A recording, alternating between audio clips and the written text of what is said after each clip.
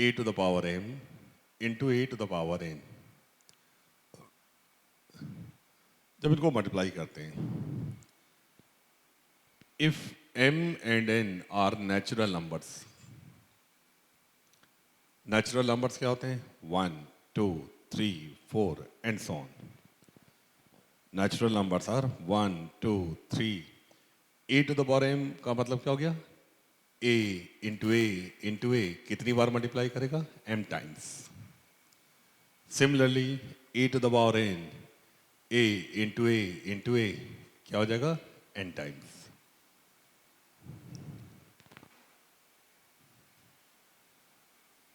पहले ब्रैकेट में a m times multiply हो रहा है, दूसरे में भी n टाइम्स मल्टीप्लाई, कुल मिला के कितनी बार मल्टीप्लाई हो रहा है? m plus n, a to the power m plus n। तो जब बेस सेम होता है, पावर्स मल्टीप्लाई करने में पावर्स ऐड हो जा रही है, पहला फॉर्मूला हो गया। Similarly a to the power m upon a to the power n, ऊपर m टाइम्स मल्टीप्लाई हो रहा है, नीचे n टाइम्स, इसका a कैंसिल आउट हो जाएंगे, नेट क्या बचेगा? m minus n। ये चीज़ पॉजिटिव हो सकती है, नेगेटिव हो सकती है या ज़ीरो हो सकती है, डिपेंड करेगा कि m n से बड़ा है या m n के बराबर है या फिर m n से छोटा है। Third point, a to the power m to the power n is equal to a to the power m into a to the power m into a to the power m, और इस तरह के कितने brackets हैं? n brackets. a to the power m means a into a into a m times. Similarly, a into a into a m times, a into a into a m times. हर एक bracket में a m bar multiply हो रहा है, पहले बार वाले में m, दूसरे वाले में भी m हो गया, थर्ड वाले में भी m हो गया। इस तरह के कितने ब्रैकेट हैं? n। इस तरह के n टर्म्स हैं, तो जब इनको जोड़ दोगे तो क्या आ जाएगा? mn। 2 प्लस 2 प्लस 2 3 टाइम्स क्या हो गया? 6। 2 प्लस 2 प्लस 2 प्लस 2 4 टाइम्स 8 हो गया। 2 plus 2 plus 2 10 times, 2 into 10 20। 2 plus 2 plus 2 15 times क्या हो गया? 2 इंटू 15 30। तो ये mn आ गया, तो ये फॉर्मूला हो गया a to the power mn। मतलब पावर पे पावर होगी, पावर्स मल्टीप्लाई हो जाएंगे, और same as a to the power m n to the power m। जब पावर मल्टीप्लाई होनी है, अल्टीमेटली m अंदर लिखा हुआ है, n बाहर लिखा हुआ है। अब की बार करें n अंदर कर लो, m को बाहर बाहर कर लो, कोई फर्क नहीं पड़ेगा। इसका मतलब कि a to the power m to the power n is same as a to the power n to the power m। Powers interchange कर सकते हो, m and n can be interchange. For example, मान लो लिखा हुआ है 7th root of 2 to the power 6, ये लिखा हुआ है। क्या लिखा है? 7th रूट ऑफ, ये लिखा हुआ है। आप लोग कुछ चाह रहे हैं, मान लो यहाँ लिख दे रहे हैं 1/5 लिख दे रहे हैं, ये लिख दिया, ठीक। Is same as 5th root of 2 to the power 1/7। सही है गलत है? सही है गलत है? सही है। पहले वाले का मतलब क्या हो गया? 7th रूट, तो 1/7 मल्टीप्लाई कर दोगे तो 1/35। 5th रूट, इसमें 1/5 पावर ले लोगे, पावर्स क्या हो जाएंगी? मल्टीप्लाई हो जाएंगी। पॉइंट क्लियर हो गया? अगला point, fourth, a b to the power n, मतलब क्या हो गया? A b into a b into a b into a b, how many times? n times. A कितनी बार आएगा? a into a into a into a n times, a to the power n। Similarly b into b into b into b n times, b to the power n। तो इस तरह से जब power same है तो base break हो गया, base break हो गया। पांचवा पॉइंट है a upon b to the power n is equal to, similarly a upon b into a upon b into a upon b, सारे एज एक साथ ले लोगे a टू, सारे बीज एक साथ ले लोगे b to the power n। Number 6, a to the power 0, इसको क्या लिख दोगे? a to the power m minus m, और same as a to the power m upon a to the power m, क्या आ जाएगा? 1। हो गए? तो ये इंडिसेस के बेसिक फॉर्मूले हैं। लेकिन यहाँ क्या था? m और n क्या थे? Natural numbers. m and n are natural numbers. इसका मतलब कि इस जीरो के आने से जब नेचुरल नंबर्स में जीरो इंक्लूड हो जाता तो ये नंबर्स क्या कहलाते हैं? Whole numbers. इसका लगे अभी जो हम लोगों ने शुरू में लिखा था कि where m and n are natural numbers, कहाँ लिखा था हम लोगों ने? कहीं लिखा था या हटा दिया है? तो now m and n are whole numbers. Capital W is use for denoting the set of whole numbers. अब देखना है जैसे लिखा हुआ है 2 टू द पावर -3, इसकी क्या सिग्निफिकेंस? पावर कैसी है? Negative integer. Power negative integer, इसलिए 2 को कितनी बार मल्टीप्लाई करना होगा? -3 टाइम्स। -3 टाइम्स का कोई मतलब होता है? कोई मतलब नहीं, मीनिंगलेस। इसका मतलब ये हुआ कि ये चीज हो गई 1/2 टू द पावर 3। 1/2 कितनी बार मल्टीप्लाई होगा? 3 टाइम्स। 1/2 into 1/2 into 1/2। इसके लिए जो भी 6 फॉर्मूले डिराइव किए गए, अब नेगेटिव इंटीजर्स को भी समझा सकते हैं। स्टार्टिंग में क्या बताया गया? Natural numbers. जीरो आ जाने से क्या हो गया? Whole numbers. अब माइनस नेगेटिव इंटीजर्स आने से हो गया कि now m and n can be any integers. Integers हो सकते हैं 0 +-1 +-2 +-3। स्टेप बाई स्टेप आगे बढ़ रहे हैं। पहले क्या था? नेचुरल नंबर्स, फिर क्या आया? होल नंबर्स, फिर कहाँ पहुंचे? इंटीजर्स। अब अगर लिखा हुआ है 3 to the power 2 to the power 2/3 का मतलब क्या है? 2/3 कैसा नंबर है? Rational number. 2/3 कैसा नंबर है? रैशनल। कह रहे हैं इसका मतलब समझाइए। 2 टू द पावर 3/2, तो इसका मतलब क्या है? ये उस नंबर के बराबर है जिसका क्यूब करने पे 2 स्क्वायर आ जाए। ये मतलब हुआ। 2 टू द पावर 2/3 को डिफाइन करना है तो कह रहे ये ऐसे नंबर के बराबर है जिसका क्यूब करने पे 4 आ जाए। 2 स्क्वायर क्या होता है? 4। इसका लगी पावर अब अगर रैशनल नंबर हो जाए तो भी ये सारे फॉर्मूले वैलिड हो जाएंगे।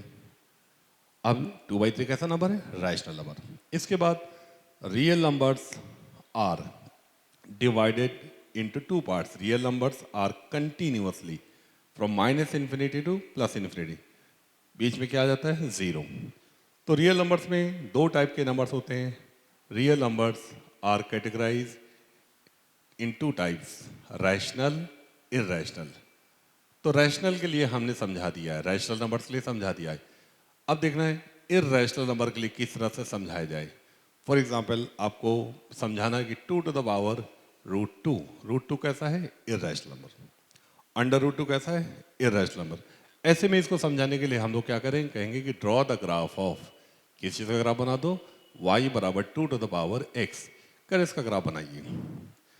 x की वैल्यूज रखते जाओगे, y की वैल्यूज मिलती जाएंगी, पॉइंट्स को ज्वाइन कर दोगे, ग्राफ बन जाएगा। जब x 0 रख दोगे y की वैल्यू 1 आ गई, x 1 रख दोगे y की वैल्यू 2 आ गई, 2 रख दोगे 4 आ गई, -1 रख दोगे 1/2 आ गई, -2 रख दोगे 1/4 आ गई। जब इन पॉइंट्स को ज्वाइन कर दोगे तो ये ग्राफ आ गया 2 टू द पावर x। तो इस ग्राफ का नेचर कैसा है?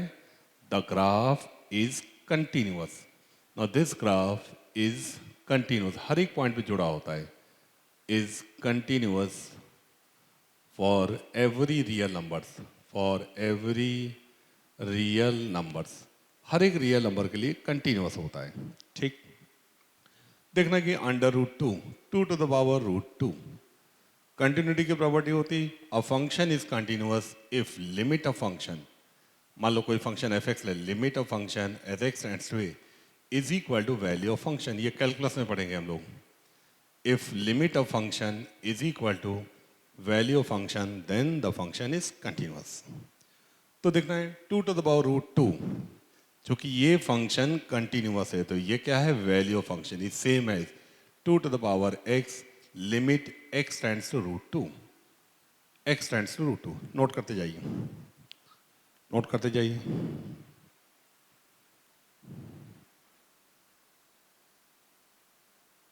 तो चूंकि ये ग्राफ कंटिन्यूअस है, इस चीज को डिफाइन करने के लिए इस ग्राफ की कंटिन्यूटी को यूज किया जा रहा है। √2 कहाँ होगा? यहां।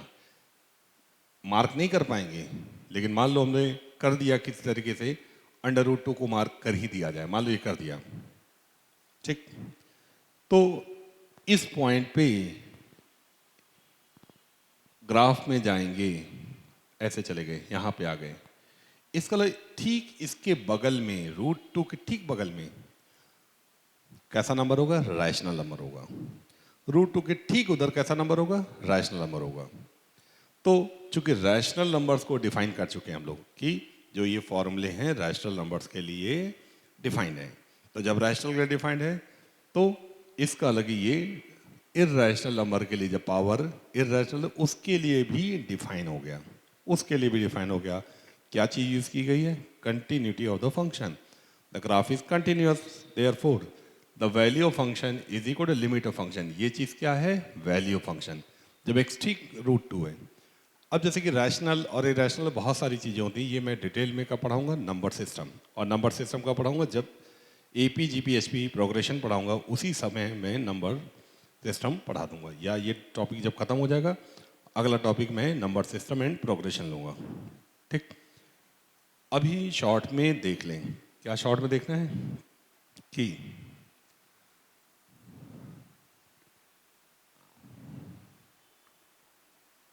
जैसे कि उस समय आएंगे तब देखेंगे, जैसे पूछा जाए कि √2 इर्रेशनल नंबर है, हिंदी में बोलते हैं अपरिमेय संख्याएं, और रैशनल नंबर क्या बोलते हैं? परमेय संख्याएं। परमेय संख्या बोला गया जिसको मापा जा सके, अपरिमेय संख्या जिसको ना मापा जा सके, जिसको मापा ना जा सके। जैसे आपको नापना होता है तो आपके स्केल होता है, 6 इंचेस का भी होता है, 12 इंचेस का भी होता है, और बड़ा नापना है, कहीं कंस्ट्रक्शन चल रहा है तो फीता होता है ना, तो उसे आप नाप लेते हो। तो कहते हैं कि रैशनल नंबर चूंकि परमेय संख्या, ये नंबर लाइन है, इसमें नापी जा सकती है, इसको दिखाया जा सकता है। इर्रेशनल नंबर्स को हिंदी में बोला गया अपरिमेय संख्या, ऐसी संख्या जिनको मापा ना जा सके। मेजरमेंट, नापना मापना लगभग एक ही चीज़ है, कोई अंतर नहीं है। मेजरमेंट, नाप रहे हैं आप, टेलर क्या गए, उसने आपकी नाप ली या माप ली, वहाँ पे दोनों चीज़ें एक ही हैं। भैया उसने नापा या मापा, किसे नापा? नापा कैसे? टेलर की दुकान में, दर्जी की दुकान में किसे नापता है? वो फीते से तो नापता है। तो दोनों कई जगह एक ही हैं, लेकिन जैसे अब आप दूध वाले के यहाँ गए तो वो स्केल से नहीं नापता है, किसे नापता है? उसके पास जो 100 ग्राम का होता है या 200 ग्राम का होता है या आधा किलो का होता है, 500 ग्राम का होता है, तो उससे वो मेजरमेंट, मापना। तो वॉल्यूम नापना है तो वहाँ मापना आ गया। लंबाई नापनी है, लंबाई में नापनी और मापनी दोनों चल जाएगी, लंबाई में नापना मापना दोनों चल जाता है। समय को नापने की बात नहीं बोलते, मापने की बात कह सकते हो। समय को कैसे नापोगे? लेकिन नाप सकते हो, क्योंकि समय और डिस्टेंस में रिलेशन होता है। स्पीड बराबर क्या होता है? Distance upon time. डिस्टेंस क्या हो गया? दूरी। स्पीड क्या होगी? वेग। टाइम क्या हो गया? समय। तो समय और, तो समय को भी नाप सकते हो, कैसे ना? दूरी से नाप सकते हो, लेकिन समय को स्केल से नहीं नाप सकते हो, क्योंकि समय कन्वर्ट हो जा रहा है। या समय क्या हो गया? T बराबर x/v। तो नापना मापना लगभग सेम चीज़ है, बहुत ज़्यादा अंतर है, बस समझाने के लिए बस है। मेजरमेंट तो कह रहे कि जब ये √2 नापा नहीं सकता, आपने दिखा कैसे दिया, है ना? तो सभी लोगों ने पाइथागोरस थ्योरम पढ़ी है, आपने कहा हम 1 यूनिट ले लें, और 90 डिग्री में फिर से 1 यूनिट ले लें, तो ये जो डिस्टेंस आएगा ये कितना हो जाएगा पाइथागोरस थ्योरम से? √2। इतनी उठा करके डिस्टेंस यहाँ रख दोगे तो √2 नाप गया कि नहीं गया?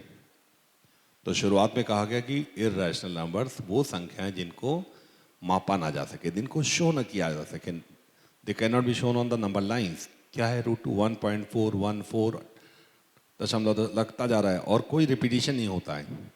ऐसे आपसे बोला कि √3 को दिखा दो, तो √3 भी दिखा दोगे। कैसे दिखाओगे √3 को? √3 को कैसे दिखाओगे? आपने 1 दिखा दिया है और √2 भी देख लिया है, √2 भी देख लिया है, फिर से पाइथागोरस थ्योरम से क्या हो जाएगा? ये इसका स्क्वायर प्लस इसका स्क्वायर, ये क्या हो गया? √3।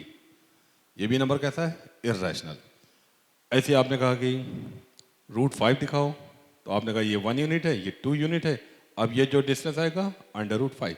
तो केवल ये दिखाने के लिए, ये सब चीज़ें नंबर सिस्टम में जब आएंगे तब हम लोग डिटेल में देखेंगे, अभी इसका कोई ज़्यादा मतलब नहीं है। फिलहाल आगे बढ़ते हैं।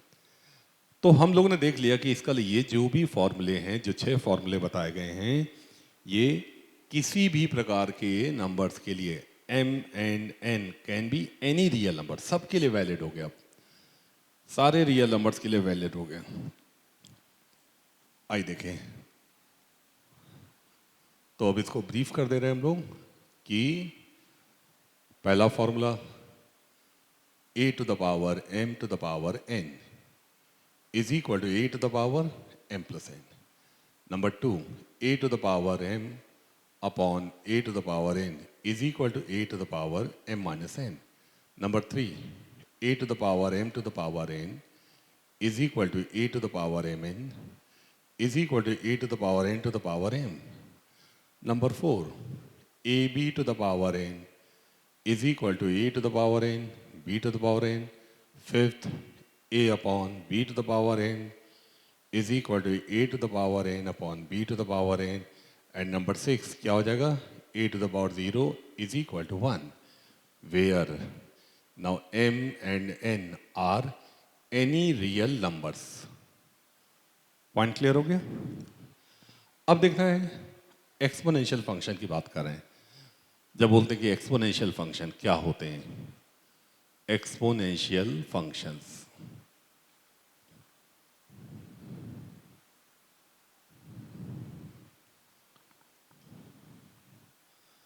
जैसे कि जो नेचुरल एक्सपोनेंशियल फंक्शन होता है उसको बोलते हैं e to the power x। e to the power x बोलते हैं exponent of x, exponent of x।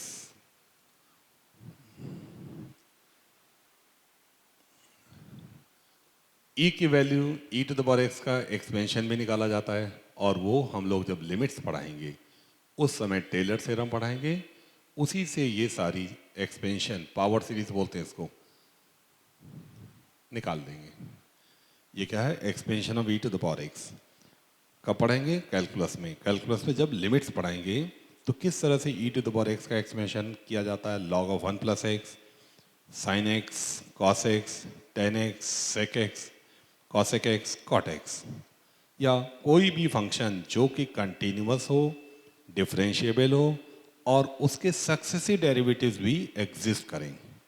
और एक कंडीशन होती है कि limit n tends to infinity, nth derivative function tends to 0 as n tends to infinite.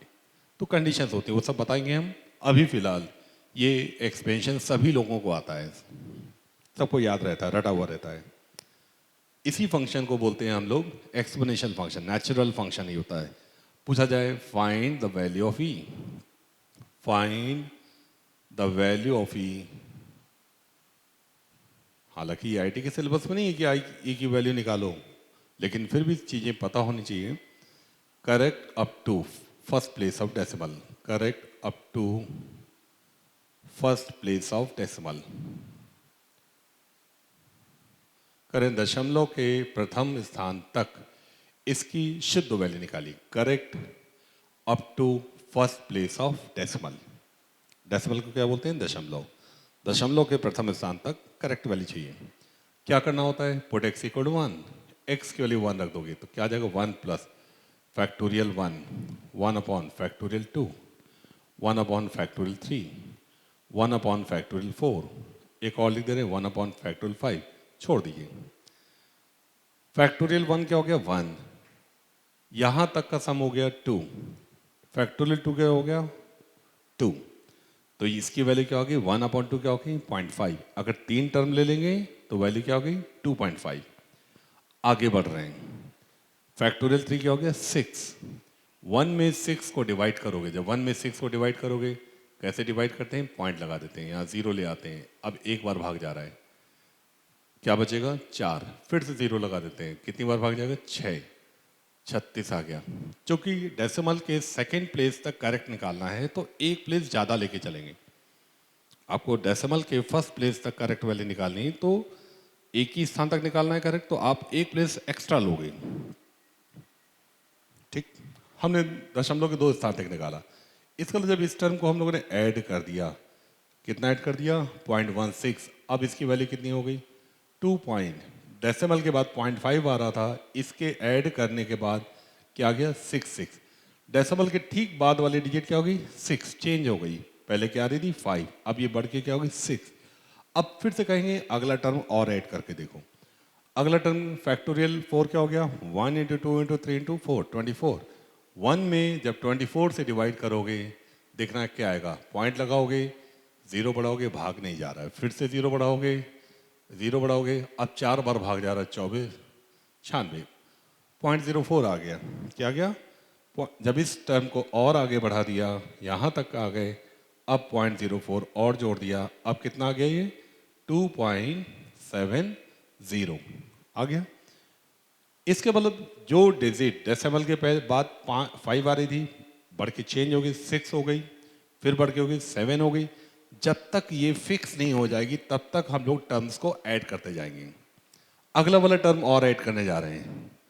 Factorial 5 हो गया 24 पंचे 120 120, व्हेन डिवाइडेड बाय 120 क्या मिलेगा देखना है, पॉइंट लगाओगे, जीरो बढ़ाओगे, जीरो बढ़ाओगे, एक जीरो और बढ़ा, अभी भी भागने जा रहे, फिर जीरो बढ़ाओगे, अब 12 8 96 960। हम लोग यहाँ पे डेसिमल के बाद 3 प्लेस ले लिए हैं, कोई बात नहीं, 0.008 ले लिया। अब देखें रिजल्ट क्या आया 2.708। ये डिजिट फिक्स हो गई है, क्या 7 चेंज करा नहीं। अगला टर्म और ले लोगे और छोटा हो जाएगा, फैक्टोरियल 6 कितना हो जाएगा 120 गुणे 6 12 छंग 72 720 और छोटा हो जाएगा। अब इसको जोड़ने से कोई फर्क नहीं पड़ेगा, ये डिजिट कांस्टेंट आ गई, जो 7 है अब ये चेंज नहीं करेगा। तो पूछा गया था find the value of e correct up to first place of decimal is, क्या हो गया 2.7। एक पॉइंट क्लियर हो गया। अभी हम लोगों ने ये 2 टू द पावर x का ग्राफ बना दिया था, ठीक है। इसी में अब y बराबर e to the power x का ग्राफ बनाएंगे। यहीं पे हम लोग y equal to e to the power x का ग्राफ बनाएंगे। अब जो कि ये आपका नेचुरल एक्सपोनेंशियल फंक्शन है, बेस 2 है, तब ग्राफ ये बनाए। अब आपको y बराबर e to the power x बनाना है, बेस बढ़ गया, कितना हो गया 2.7। अगर हम लोग डेसिमल के फर्स्ट प्लेस तक लेते हैं तो, अदरवाइज ये नंबर कैसा है, e is irrational number, irrational number है, ठीक। बेस बढ़ जाने से जब x 1 रखोगे y की वैल्यू e आ जाएगी। e कितना हो गया, यहाँ पे ये 0 रखोगे तो ये सेम आएगा, e टू द पावर 0 1, यहाँ 1 रखा था 2 आया, यहाँ रखोगे e आ गया, e कितना हो गया इतना हो गया लगभग। स्क्वायर करोगे वैल्यू और आगे बढ़ जाएगी।